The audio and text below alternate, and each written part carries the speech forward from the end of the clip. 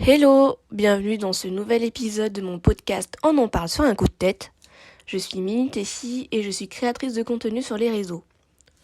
Aujourd'hui, on va parler des tics de langage et nous allons explorer quelques-uns de ces tics, enfin les plus courants en tout cas, et discuter des solutions pour les remplacer dans notre quotidien.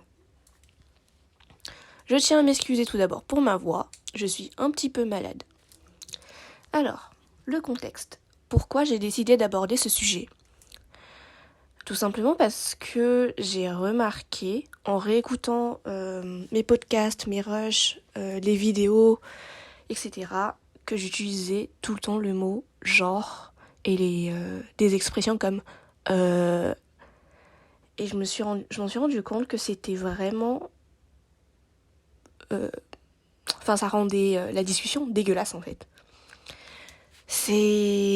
Après, je sais que c'est devenu notre quotidien d'utiliser ces expressions, mais le dire plusieurs fois dans une même phrase, ça fait mal aux oreilles en fait. Ensuite, j'ai décidé de les réécouter une deuxième fois et lister tous mes tics, et j'ai cherché par moi-même par quoi les remplacer. Et je vais partager avec vous toutes ces expressions avec les solutions, parce que je sais que ça peut vous servir aussi tout au long de votre vie. Définition. Qu'est-ce qu'un tic de langage ? Les tics de langage sont des mots ou des expressions répétitives que nous utilisons souvent sans nous en rendre compte. Ils peuvent apparaître dans notre langage parlé ou écrit et peuvent rendre notre discours moins fluide et moins clair. Quelques exemples. Comme je disais tout à l'heure, il y a genre, vous voyez, en fait, je veux dire, voilà. Ce sont quelques tics en fait que j'ai pu relever dans mon quotidien et sur internet. Les tics de langage en fait sont des aspects courants de la communication humaine, mais ils peuvent être réduits en prenant conscience de leur présence et en travaillant à les remplacer par des expressions plus précises et plus claires. Avant de vous donner les tips, je vais aussi vous expliquer pourquoi mon langage a changé, surtout que avant, je m'exprimais pas du tout comme ça et j'ai fait un bac L, ce qui faisait que je lisais énormément de livres aussi et avec la philo et tout ça, ça m'obligeait à utiliser un langage soutenu. Alors, première raison, comme je vous l'ai dit tout à l'heure, c'est le fait que je ne lise plus autant de livres qu'avant. Je lis surtout, comme vous, je pense, comme majorité d'entre nous, des publications sur les réseaux sociaux qui n'utilisent pas forcément un langage soutenu. Et que ce soit à l'école ou avec mon entourage non plus, je n'emploie pas un langage soutenu, c'est plus un langage familier. Et il y a des moments où je parle plus vite que je ne pense. Ou tout simplement, c'est à cause d'un coup de stress qui fait que je perds tous mes moyens. Je pense que ça arrive à tout le monde. Et dernière raison, comme tout le monde utilise ces expressions, c'est devenu quelque chose de normal de l'entendre et d'avoir ça dans les présentations ou dans nos discussions.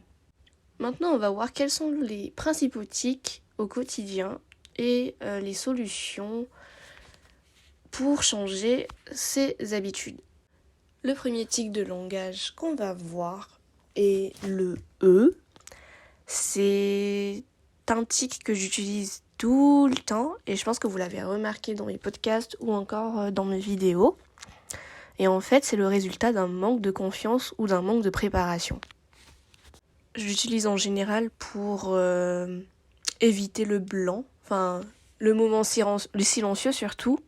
Mais en fait, si on a besoin d'un moment pour réfléchir à ce que l'on veut dire, il est mieux de mettre une courte pause silencieuse à la place du mot Si on est bloqué, on peut aussi répéter la dernière phrase ou la reformuler. ça peut nous aider à trouver les mots justes.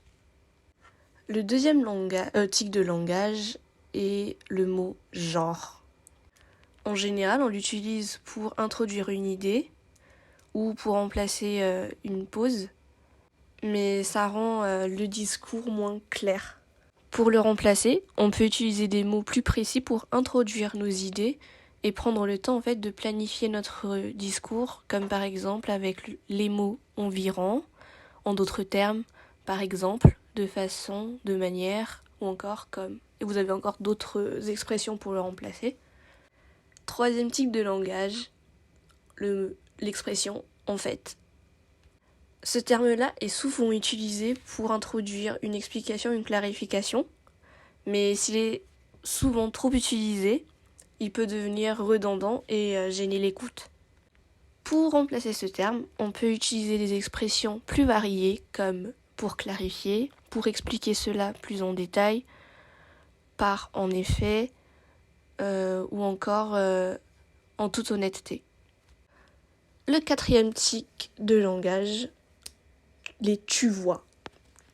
L'expression tu vois est souvent utilisée pour vérifier que l'interlocuteur suit bien la conversation, mais ça peut également devenir un tic de langage qui gêne l'écoute. Pour le remplacer, on peut utiliser des expressions telles que est-ce que cela a du sens pour toi ou est-ce que tu comprends ce que je veux dire au lieu de dire tu vois. Cinquième tic de langage, l'expression du coup. Il est utilisé pour relier des idées ou des actions dans une conversation et peut être considéré aussi comme une expression de transition. Je l'utilise énormément dans les podcasts en tout cas, mais j'essaye de réduire son utilisation et je vais essayer de le remplacer par une conséquence, subséquemment, par conséquent, dès lors ou encore donc. Le sixième tic de langage dont on va parler est l'expression en vrai. En vrai est utilisé pour souligner la vérité, la réalité ou l'authenticité d'une situation ou d'une personne. On peut remplacer ces termes par en réalité, réellement, véritablement, à vrai dire, franchement ou encore concrètement. Et enfin, notre dernier tic de langage est l'expression j'avoue. Elle est utilisée pour admettre quelque chose ou pour exprimer une opinion ou une émotion. Je l'utilise surtout avec mes proches et mes amis, surtout lorsqu'on se raconte des histoires, des commérages on va dire. Et pour les remplacer, on peut utiliser les expressions comme c'est vrai, ou encore je suis d'accord avec toi, avec ce que tu dis, effectivement, bien sûr, indéniablement, ou encore évidemment. Mon conseil personnel pour essayer de ne plus utiliser ces tics de langage, c'est d'essayer d'inclure ces nouvelles expressions dans votre quotidien pour les assimiler plus rapidement, par exemple en lisant des livres, en écoutant des podcasts, des vidéos YouTube avec un langage plus soutenu. Après, pendant des contextes informels, on peut bien sûr utiliser quelques tics de langage, faire comme bon vous semble. Ça ne disparaîtra pas non plus du jour au lendemain, ça demande beaucoup de rigueur et de la régularité. Voilà pourquoi c'est bien d'inclure ces nouvelles expressions dans votre quotidien. Pour ma part, je vais essayer de changer ces expressions comme genre, tu vois, du coup, par ces nouvelles habitudes. On va essayer pour voir ce que ça donne et s'il y a des résultats au fil du temps. En conclusion, les tics de langage peuvent nuire à la clarté et à l'efficacité de la communication, mais il existe toujours des solutions pour les remplacer. En prenant le temps de réfléchir avant de parler, en planifiant notre discours à l'avance et en utilisant des expressions précises et variées, on peut améliorer la clarté de notre communication.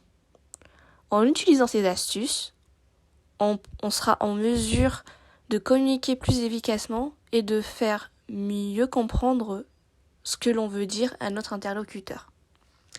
Voilà, c'est tout pour aujourd'hui. Merci d'avoir écouté ce podcast sur les tics de langage. N'hésitez pas à partager ce podcast autour de vous, à vous abonner à ma chaîne Spotify et on se retrouve bientôt pour un nouvel épisode. Bonne soirée à ceux qui l'écoutent le soir et bonne journée à ceux qui l'écoutent le matin. Bisous!